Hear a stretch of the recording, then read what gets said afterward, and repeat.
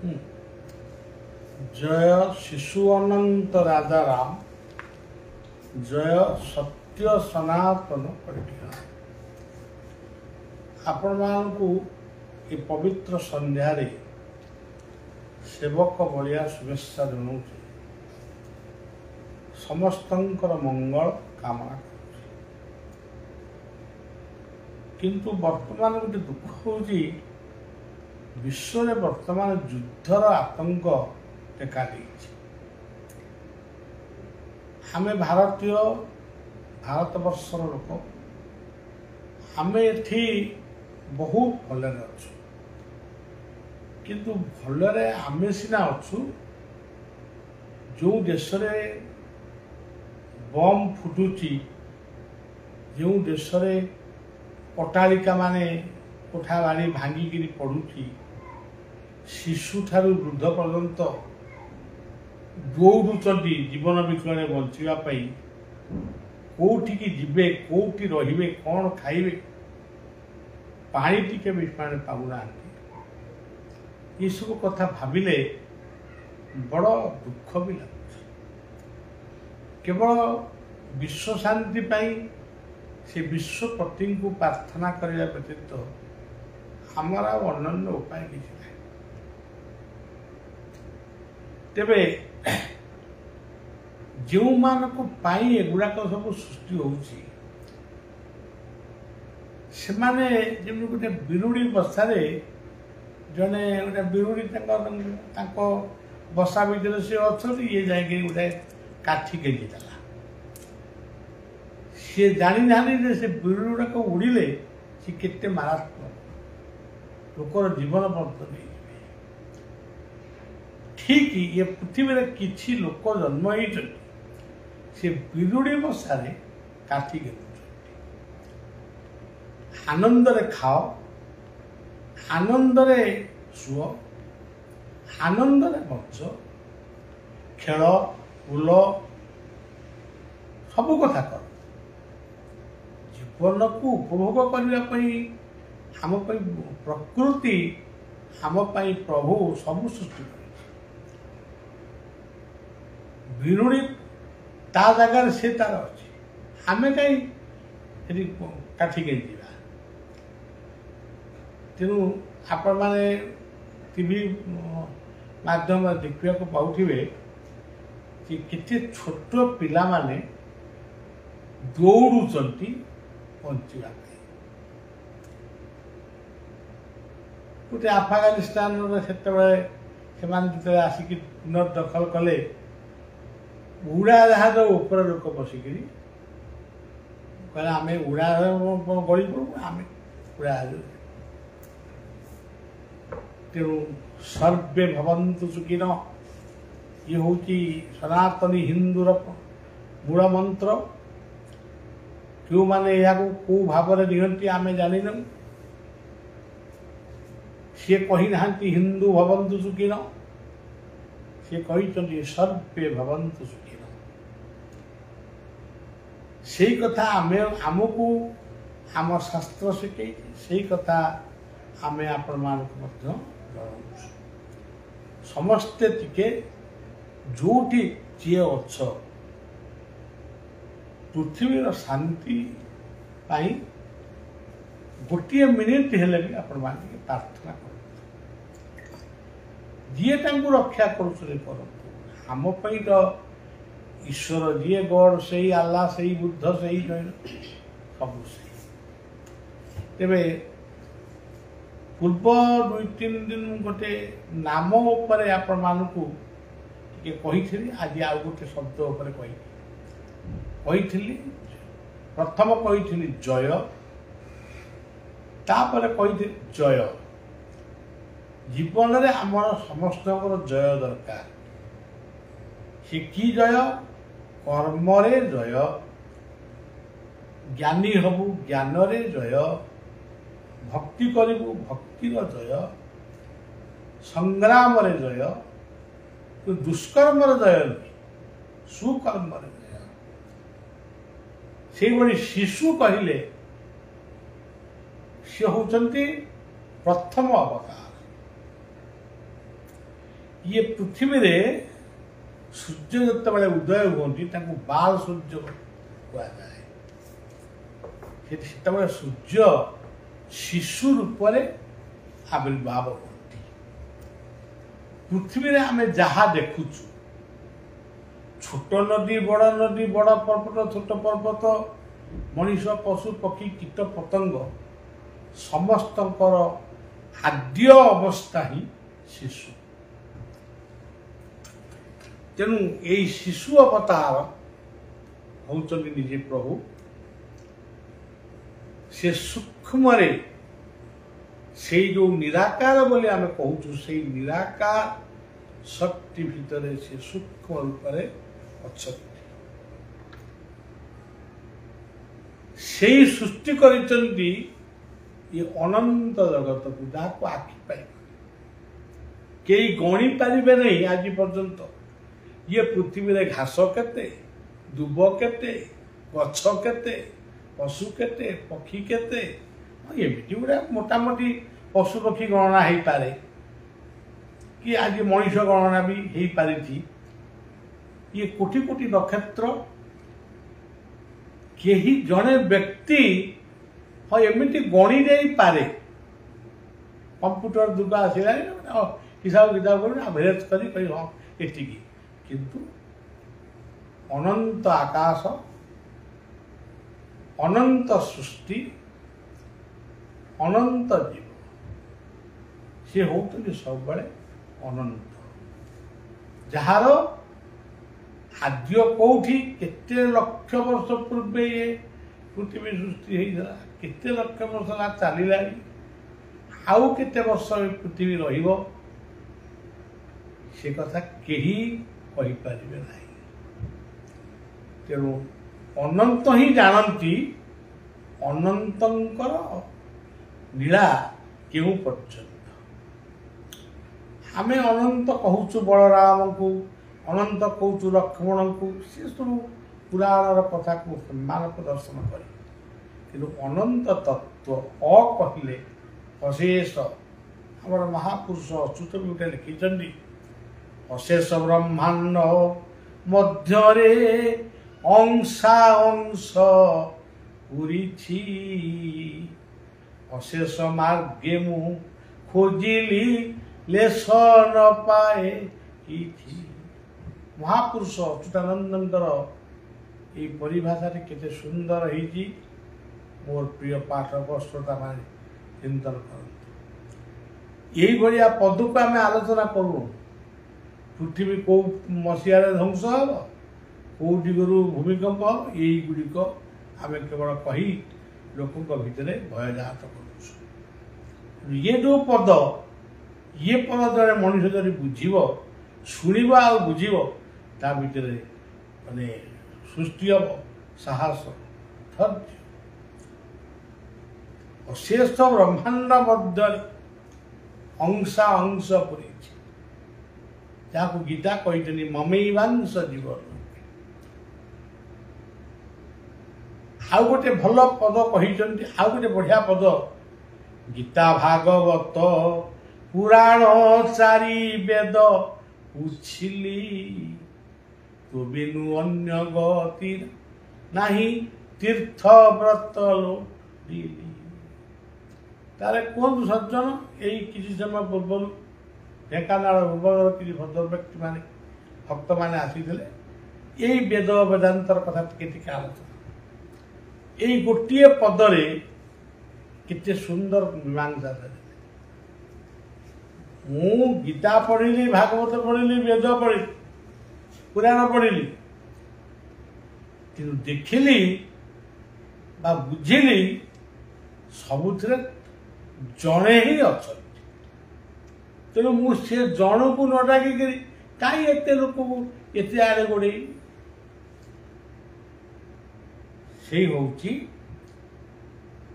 जय शिशु अनंत अनंत राजा रा कहले राम बा आनंद रा कहले राधा बा आराधना रा कहले ଆହ୍ୱାନ ଆବାହନ ଆସ। ଆଉ ଯା କହିଲେ ଆସ ଯାଅ। ଆସିଛ ଜନ୍ମ ହେଇଛ କିନ୍ତୁ ଦିନେ ଯିବାକୁ ହବ। ତାହେଲେ ଯଦି ଆମେ ଯିବୁ କ'ଣ ନେଇକିରି ଯିବୁ? ଗୁରୁ କୃପା, ସନ୍ଥ କୃପା, ପିତା ମାତାଙ୍କର ଆଶୀର୍ବାଦ, ଗୁରୁ ଗୁରୁଜନଙ୍କର କଲ୍ୟାଣ, ଏଇସବୁ ନେଇକିରି ଆମେ ଯଦି ଅଭିଶପ୍ତ ସନ୍ତାନ ଏ ପୃଥିବୀରୁ ବିଦାୟ ନଉ ତାହେଲେ କିଏ ଆମକୁ ମନେ ରଖିବ ନା ଆମେ କାହାକୁ ମନେ ରଖିବ? ତେଣୁ ଏ ରାଧା ଶବ୍ଦ ହେଉଛି ଜନ୍ମ ଓ ମୃତ୍ୟୁର ସମାହାର। ରା ଆଉ ଯା। ପୁନରପି ଜନମଂ ପୁନରପି ମରଣଂ। ଏଇଭଳି ଭାବରେ ପୁଣି ଆମେ କହିବା ରାମ ଶବ୍ଦର ଅର୍ଥ। ଆପଣ ଦେଖିବେ କେତେ ସୁନ୍ଦର। ଯୋଉଠି ରାମ ଅଛନ୍ତି ସେଇଠି ଆନନ୍ଦ ଅଛି। ରାମଙ୍କ ସାଙ୍ଗରେ ଲକ୍ଷ୍ମଣ ମିଶିକିରି ଅଛନ୍ତି, ଭରତ ମିଶିକିରି ଅଛନ୍ତି। ମୁଁ ଗୋଟିଏ ଲୋକ, ମୋରି ଭିତରେ ଭଦ୍ରାମୀ ଅଛି, ଅଭଦ୍ରାମୀ ଅଛି, ଭଲ ଅଛି, ମନ୍ଦ ଅଛି, ମଧୁର କଥା ବି ଅଛି, କର୍କଶ କଥା ବି ଅଛି। ତେଣୁ ମୁଁ ସବୁକୁ ନେଇକିରି ମୁଁ ଜଣେ ମୁଁ। ଯେଉଁ ବ୍ୟକ୍ତି ଜୀବନରେ କାହାକୁ ଅସନ୍ତୋଷ କରେ ନା, ଯେଉଁ ବ୍ୟକ୍ତି କାହାର ଭୁଲକୁ ଧରେ ନା କି ଭୁଲକୁ ଭାବେ ନା, ସେ ଭୁଲ ଭିତରେ ସମସ୍ତଙ୍କୁ ଠିକଟା କ'ଣ ସେ ତାକୁ ନିର୍ଦ୍ଧାରଣ କରେ। ସେଇ ମଣିଷଟି ପୁଣି ପରବର୍ତ୍ତୀ ସମୟରେ ମହାମନୀଷୀରେ ପରିଣତ ହୁଏ। ଆଜି କଥାଟି ଏଇଠି ରଖିବା, ପୁଣି ଆମେ ପରବର୍ତ୍ତୀ ସମୟରେ ଆଲୋଚନା କରିବା। ରା ଆଉ ପ୍ରଥମ ଅବତାର ହେଉଛନ୍ତି ଶିଶୁ। ଶିଶୁମାନେ ସୂକ୍ଷ୍ମ, ଯାହାକୁ ଅନୁଭବ କରି ହୁଏ କିନ୍ତୁ ଦେଖେଇ ହୁଏ ନା। ଇଏ ହେଉଛନ୍ତି ଶିଶୁ। ପୃଥିବୀରେ ଯେତେ ଅବତାର ବା ଯେତେ ମହାପୁରୁଷ ମାନେ ଆସିଛନ୍ତି ସାଧାରଣ ଜନତା ପର୍ଯ୍ୟନ୍ତ, ଜୀବ ଠାରୁ ପଶୁ ପକ୍ଷୀ ଠାରୁ ଆରମ୍ଭ କରି ବୃକ୍ଷଲତା ପର୍ଯ୍ୟନ୍ତ କାହାର ଅବସ୍ଥା ପ୍ରଥମ ଅବସ୍ଥା ଶିଶୁ ନୁହଁ। ସମସ୍ତେ ଶିଶୁରୁ ବଡ଼ ହେଇଛନ୍ତି। ଧରନ୍ତୁ କୃଷ୍ଣ ବଳରାମ ସେ ଅନନ୍ତ, ସେ ଶିଶୁରୁ ଯୁବକ ଆଡ଼କୁ ଗଲେ, ଯୁବକରୁ ବାର୍ଦ୍ଧକ୍ୟ ଆଡ଼କୁ ଗଲେ। ତାଙ୍କର ପ୍ରଥମ ଜନ୍ମଟା କ'ଣ? ଶିଶୁ ଅନନ୍ତ। କୃଷ୍ଣ ବି ଶିଶୁ ରୂପରେ ଦେବକୀଙ୍କ ଗର୍ଭରୁ ଜନ୍ମ ହୋଇଥିଲେ। ଅନନ୍ତ ମଧ୍ୟ ରୋହିଣୀଙ୍କ ଗର୍ଭରୁ ଜନ୍ମ ହୋଇଥିଲେ। ତାହା ହିଁ ହେଉଛି ଏକ ଅବତାର। ଆଉ ଆପଣ ଦେଖିବେ ଶିଶୁ ଅବସ୍ଥା ଅତିକ୍ରମ ପରେ ପିଲା ମିଛ କହେ, ପିଲାର ଅନ୍ୟ ପ୍ରତି ହିଂସା ସୃଷ୍ଟି ହୁଏ, ସାମୟିକ ହିଂସା। କିନ୍ତୁ ଶିଶୁ ଅବତାରଟା ମାନେ ଏତେ ସୁନ୍ଦର ଅବତାର, ତାକୁ କିଏ ମାଇଲେ ସେ କାହାକୁ ଶତ୍ରୁ ବୋଲି ଭାବେ ନା, କିଏ ନ ମାଇଲେ ତାକୁ ବି ସେ ଶତ୍ରୁ ବୋଲି ଭାବେ ନା। ତାର ଶତ୍ରୁ ଆଉ ମିତ୍ର ତା ପାଖରେ ସମାନ। ଗୀତାର ଭକ୍ତି ଯୋଗର ଯେଉଁ କଥାଟି କୁହାଯାଇଛି, ସମ ଶତ୍ରୌ ଚ ମିତ୍ରେ ଚ ତଥା ମାନ ଅପମାନୟ। ଏଇ ଯେଉଁ କଥାଟି କୁହାଯାଇଛି, ଏହା ଜଣେ ସାଧକ ସେ ହିମାଳୟ ଯିବ, ନହେଲେ କେତେ ଆଡ଼େ କୁଆଡ଼େ କେଉଁ ଗୁମ୍ଫା ବନ ଗିରି କାନନରେ ବସିକିରି ତପସ୍ୟା କରିବ, ଝାଳ ନାଳ ବୋହି ତପସ୍ୟା କରିବ। ତଥାପି ସେ ଫେରି ଆସିଲେ ବି ତା ଭିତରେ ଯେ କ୍ରୋଧ ନଥିବ କି ଲୋଭ ନଥିବ, ଏକଥା ବି କହିହେବନି। ମୁଁ ଜୀବନରେ ଜଣେ ନାଗା ସନ୍ନ୍ୟାସୀଙ୍କୁ ଦେଖିଛି।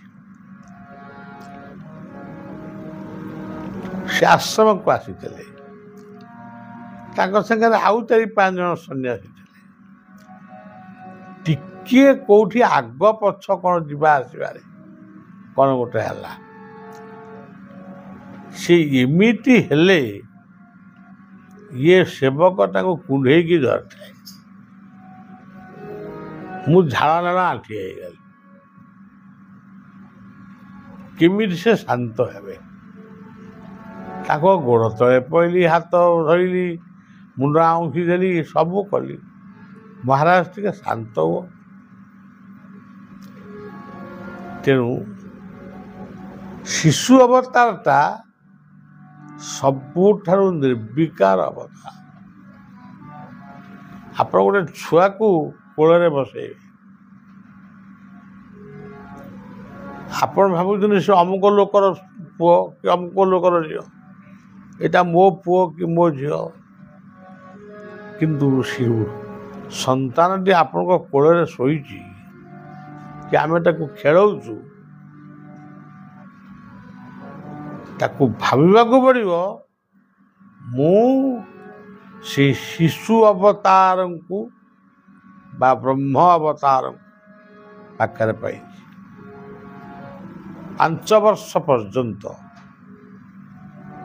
5 ବର୍ଷ ପରେ ତା ଭିତରେ ରୁଚି ଆସିବ, ବିରକ୍ତି ଆସିବ, ଶତ୍ରୁ ମିତ୍ର ଭାବ ଆସିବ। ତେଣୁ ଶିଶୁ ହେଉଛନ୍ତି ଗୋଟିଏ ସୁନ୍ଦର ଅବତାର। ଆପଣ ଦେଖନ୍ତୁ, ଆମ ଜୀବନ ଭିତରେ ଗୋଟେ ଚକ୍ର ରହିଛି। ଏଇ ଯେଉଁ ଚକ୍ର, ଲଲାଟ ଚକ୍ର ପାଖରେ ଗୋଟେ ଶିର ରହିଛି, ଯାହାକୁ କୁହାଯାଉଛି ଶିଶୁମୁନା ଦ୍ୱାର। ଶିଶୁମୁନା ତାମାନେ ସୂକ୍ଷ୍ମଟି ସୂକ୍ଷ୍ମ ଦ୍ୱାରକୁ କୁହାଯାଏ। ଯୋଗୀମାନେ ପଦ୍ମାସନ ବା ଆସନରେ ବସି ଏଇ ବାଟ ଦେଇ ଶିଶୁମୁନା ଦ୍ୱାର ଦେଇ ଦେହତ୍ୟାଗ କରନ୍ତି। ଆମର ବହୁତ ଲେଖା ମଧ୍ୟ ଅଛି। ଗୋଟେ ବେଦର ଏକ ଆଧ୍ୟାତ୍ମିକ ଶ୍ଳୋକକୁ ନେଇ ଶିଶୁ ବେଦ ମଧ୍ୟ ରହିଛି। ଶିବଙ୍କର ଯେଉଁ 5ଟି ମୁଖ, ତା ଭିତରେ ଗୋଟିଏ ମୁଖକୁ ଶିଶୁ ବେଦଙ୍କର ମୁଖ ବୋଲି କୁହାଯାଉଛି। ସେଥିପାଇଁ ଏ ନାମଟି ଆମେ ଯେଉଁ ପଢ଼ୁଛୁ, ଆମେ ଆକୁ ଲେଖିନୁ, ଆମେ କବି ହେଇକି ତାକୁ ଲେଖିବୁ। ସି ଲେଖିବୁ, ତାପରେ ଆଉ କ'ଣ ଲେଖିବୁ, ସୁ ତାପରେ ଅ, ନା ସେମିତି ସ୍ୱତଃସ୍ଫୂର୍ତ୍ତ ଭାବରେ ନାମଟା ଅଛି। ଜୟ ଶିଶୁ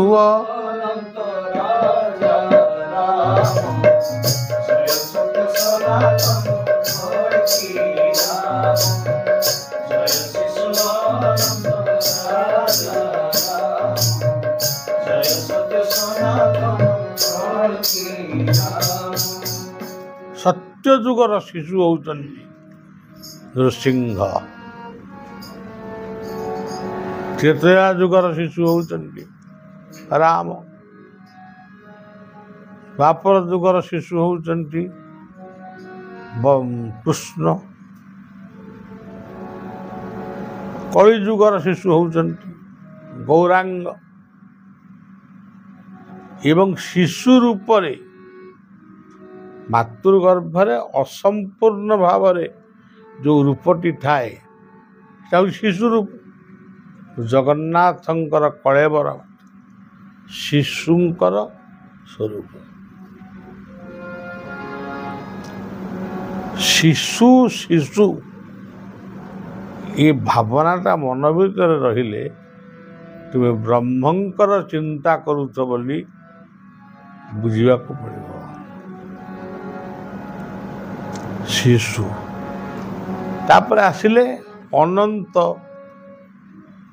ମାନେ ଖାଲି ଅନନ୍ତକୁ ବର୍ତ୍ତମାନ ଆମେ କହିବା, କିନ୍ତୁ ଶିଶୁ ଖାଲି ଅବତାରବାଦ ଭିତରେ ଶିଶୁଙ୍କୁ ବ୍ୟାଖ୍ୟା କଲେ ହେବନି। ଆମ ଘରେ ଜନ୍ମ ନେଇଥିବା ଶିଶୁ, ଏଭଳି କି କିଛି ଶିଶୁ ଅଛନ୍ତି ଯାହାଙ୍କର ବାପା ମାଙ୍କର ପରିଚୟ ନାହିଁ, କିନ୍ତୁ ସେ ସୃଷ୍ଟିର ଶକ୍ତିବାନ ଶିଶୁ, ସନ୍ଥ କବି। ତାଙ୍କ ବାପା ମାଙ୍କ ପରିଚୟ ନାହିଁ, କିନ୍ତୁ ତାଙ୍କ ବାପା ମା ଯିଏ ଯାହାଙ୍କ ପାଖରେ ପାଳିତ ହେଇଛନ୍ତି ସିଏ ବାପା ମା। କିନ୍ତୁ ଶିଶୁ ଅବତାର ଗୁଡ଼ାକ ସବୁ ହେଉଛନ୍ତି ପାୱାରଫୁଲ୍।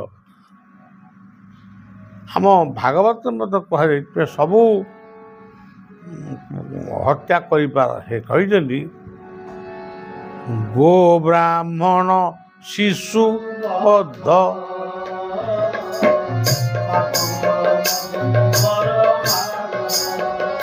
ଆଉ ଥରେ ଶିଶୁ ବଧ।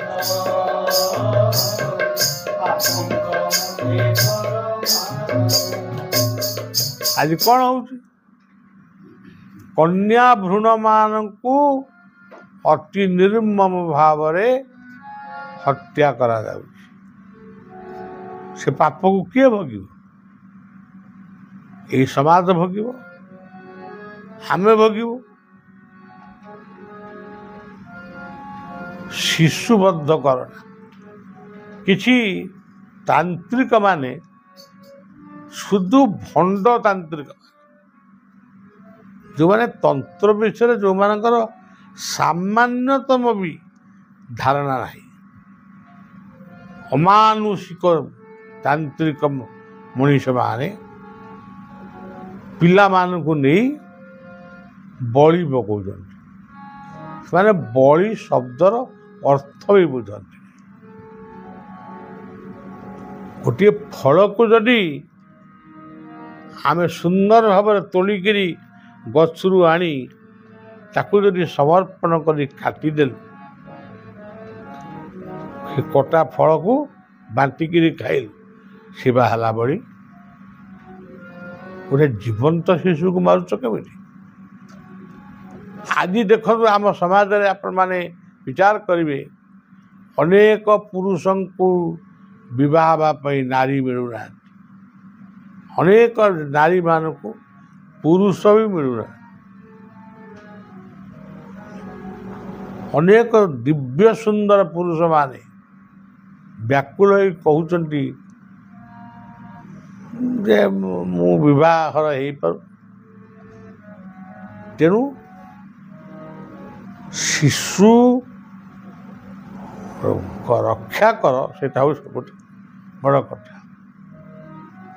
ଶିଶୁ ଚିକିତ୍ସାଳୟମାନଙ୍କୁ ସମ୍ମାନ ପ୍ରଦର୍ଶନ କର। ଆଉ କ'ଣ ମନେ ପଡ଼ିବ ମୁଁ ପରେ କହିବି। ଏ ବର୍ତ୍ତମାନ ଅନନ୍ତ ଆସିଲେ, ଶିଶୁଙ୍କ ପରେ ଅନନ୍ତ। ଇଏ ଜଗତ ଅନନ୍ତ, ଅନଲିମିଟେଡ୍ ଚାଇଲ୍ଡ। ଇଏ ଜଗତଟା ହେଉଛି ଅସଂଖ୍ୟ ଶିଶୁମାନଙ୍କର କେନ୍ଦ୍ର।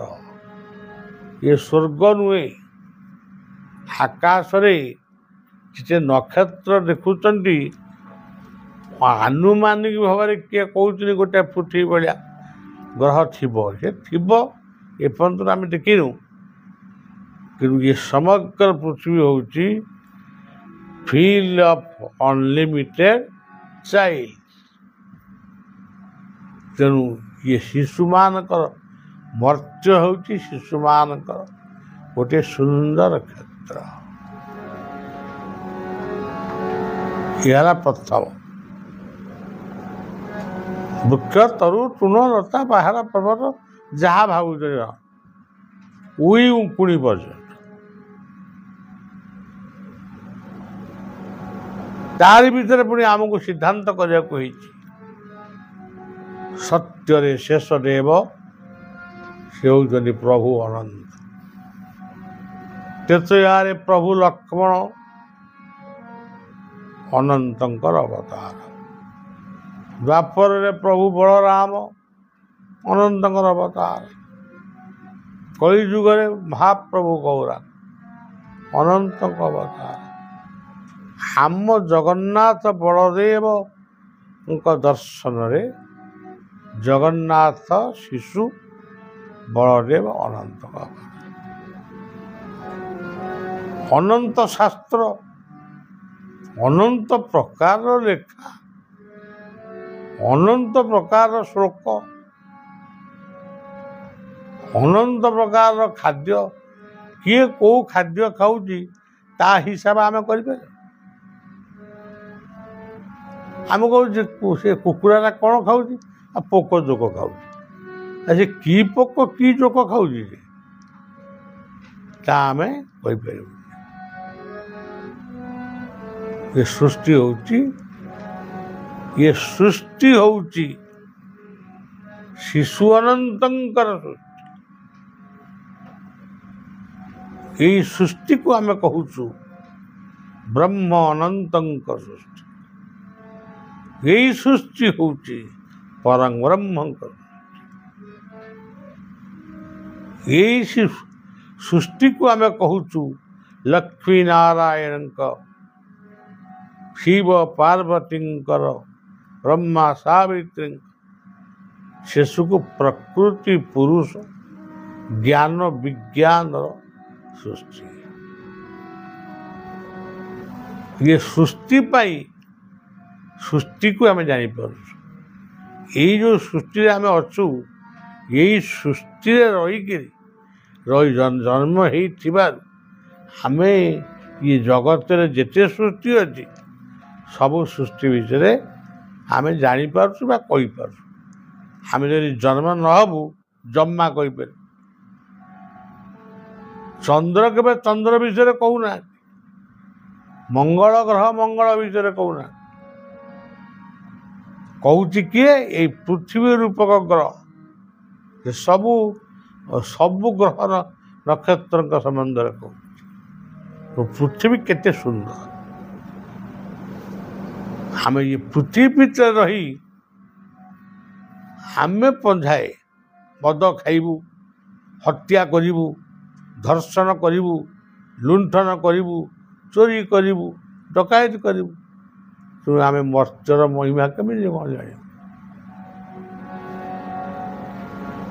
ତେଣୁ ଏ ହେଉଛି କଥା।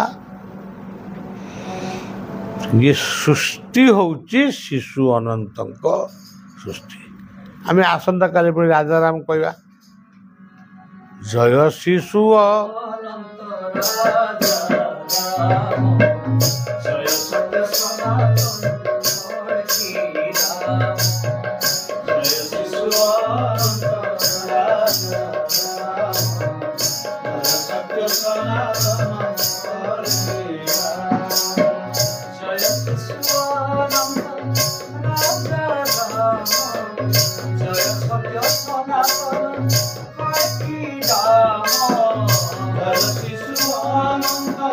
Jaya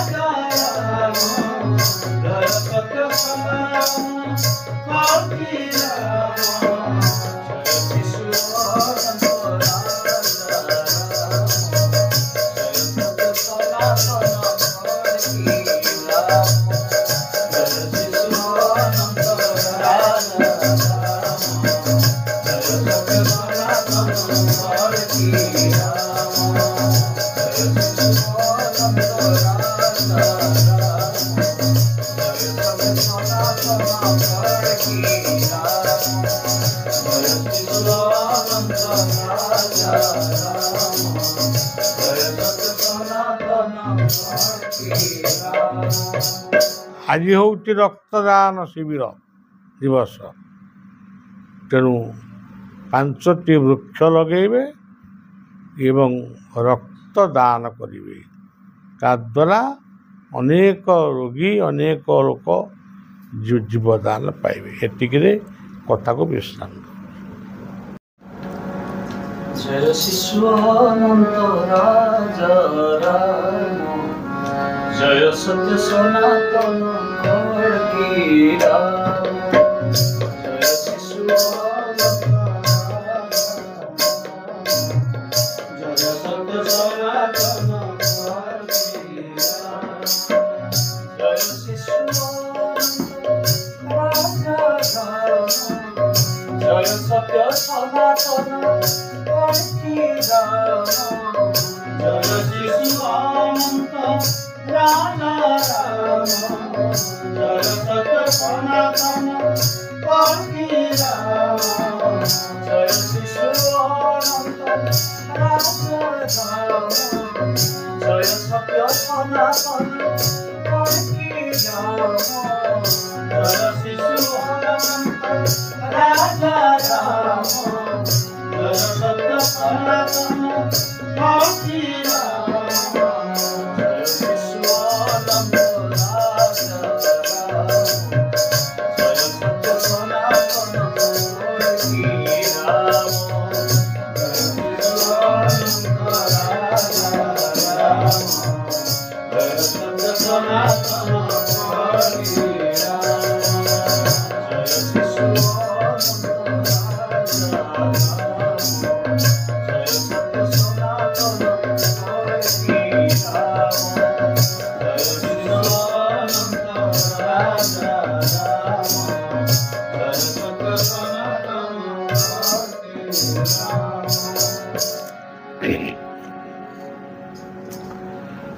शिशु शब्दर अर्थ गतकाली कही।